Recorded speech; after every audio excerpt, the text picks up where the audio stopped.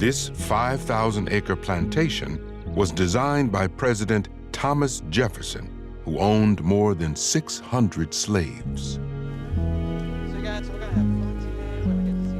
When he was growing up, Shannon was told by his relatives that he was a descendant of an enslaved woman, Sally Hemings, and the president.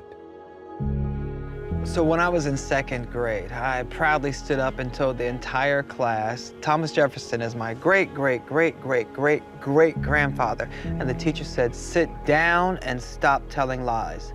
Of course, the whole class laughed, and I was devastated about it. That Jefferson had children with Sally Hemings was denied by Jefferson's recognized family for almost 2 centuries, until DNA evidence proved the link in 1998. It's important that we don't push away our history and cherry pick what we want to tell.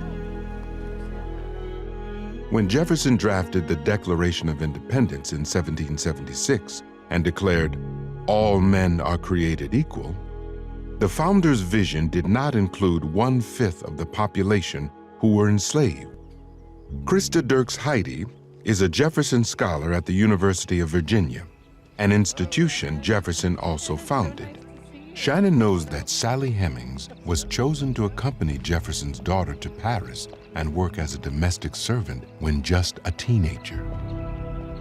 Krista has found a record that reveals the inner workings of Jefferson's household.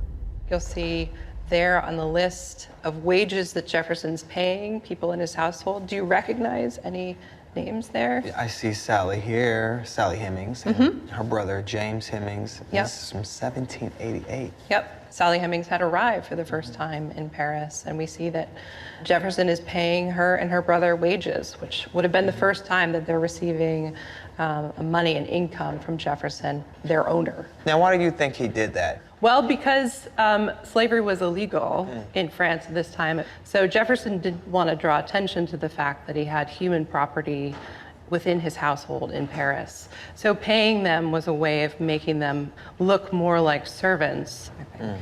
Because he knew it was wrong. Yes. Paris in the 1780s was a bustling cosmopolitan city, a world away from the plantation state of Virginia, where Sally grew up. I think these wage books really show us part of the kind of freedom and mobility that James and Sally Hemings would have experienced in Paris. Sally Hemings was learning French, so she was accompanying Jefferson's daughters out in Parisian society.